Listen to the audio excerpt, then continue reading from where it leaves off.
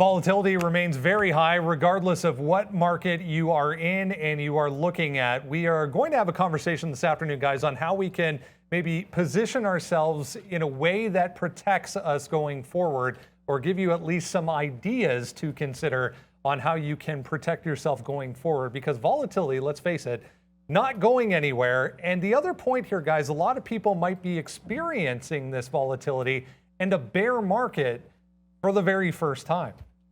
Yeah, that's the key thing, right? Like if you've been trading a while, then you know, like you've been in a raising rate environment, you've seen the financial crash, like maybe even if it's long enough, you maybe seen a part of the dot-com bubble burst. But you know, if you just started the last couple of years, this is a bit new territory. And I think two things you got to think of. What's your time frame that you're thinking about? So I'll give you two.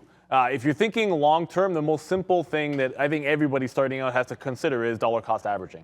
And that just simply means don't try to time the market. The more volatile the market is, the more impossible it is for most of people to figure out when to buy something. So, you know, it's just a simple concept of buying at regular increments. Maybe it's monthly for the same amount, and building your investment. If you've got a long enough time frame, that is one way to keep the guesswork out of it. That way, you're not up at night and trying to figure out, oh, what technical level do I need to see happen on the cues before I buy it? Because like you're gonna have, so we're down 20%. From highs on the cues, right? Like, where's our support? Or am I buying at 300 when it goes down another 10% from here? Just sometimes you leave all that out of there if you have a big enough time frame. But the other thing that you've got to consider, and I'm going to hopefully pull this up on a different chart. If you're on the swing and you're just making swing trades, use stop losses, because you know, ultimately in a bull market, you say to yourself, well, when buying the dip is working last year every single time, maybe you don't want to get wicked out and stopped out of trades. But when you're trying to pick bottoms or trying to invest in some of these names that you think have explosive upside, or maybe there were growth stocks before, I'm just going to use a firm for an example, because when it breaks these shelves, you can see what's happened. Stop losses save lives, man. I know Trader Pratt on our show says it all the time. But you look at some of these obvious levels, and when it gets past them, it's just floodgates open up. And now you're actually approaching another all-time low, triple bottom here. And when levels like this go, things get real ugly real fast. And you've got to be able to say to yourself, I can control my losses. You want to be able to sleep at night. It's more about living to fight another day when you are trading. And the more volatile a market is, the more important that concept becomes. Look, I mean, yeah, when you're looking at those levels, what are you going to do, right? And that's the thing. It's never too late. Like, if you were long a firm in 140, it sucks to get out at 40, but, you know, you do save yourself a little bit of money there. Look, for me, it's very, very obvious. If you watch the show, you'll know what I'm talking about. And I always talk about Wealthy Barber and this and that. And I was following Jim Cramer when I was younger for a very, very long time. So my key is, and you're going to know this, diversification, period, end of story. I'm forever long.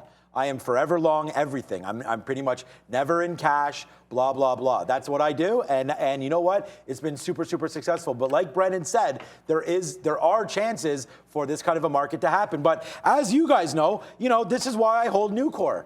Right? Nucor, look at the daily chart on Nucor right now. What market crash? This is a steel company, right? What are we talking about? All-time highs for Nucor right now, right? You guys know. How about AbbVie, another name that I hold? All-time highs on AbbVie right now, and absolutely a monster name. We sold some at 147 in here, but look at this. How's this going right now, right? A healthcare name. What about banks? Banks are starting to get downside, but they've been helped forever. I just put some money, you guys know, into Goldman Sachs as well. So although you're going to have your upstarts, I never invested in a firm or anything like that, but I do have PayPal, so that's another name. So there are names that you're going to get absolutely killed on, right? But if you just put all your money into PayPal or into Square or things like that, then yeah, you are sort of isolated against a big tech move to the downside, or sector specific, like this one, the payment processors. I mean, look at PayPal, absolutely destroyed. So sure, this is a much bigger move to the downside than AbbVie is to the upside, but at the same time, if you have a little bit of everything and you're diversified, especially hold names that are basically the market, like an Apple, pays a dividend, right? I mean, that's the key thing. Microsoft, the same thing, also pays a dividend. Old Tech, IBM, these are names that I'm in. I'm in Pfizer, I'm in AbbVie, we're in Nucor for steel, we're in Enbridge. Those of you know that. We're in tons of names, Magna as well, Tesla, like, I'm in Magna. A diversified, guys. That's the key to holding out against this volatility, because I'm down. My portfolio's down, but it's only down a percentage of what the market's down because I have names like that, right? Sure, I'm taking them out when they start to get high, trying to raise some capital, and then, re-diversifying. So I think that's what it's all about. It does take some management, but that's why I hold about 30 names. Great points right across the board. One I wanted to add to this conversation, guys, is simply there's nothing wrong with doing nothing if you're not comfortable in doing something.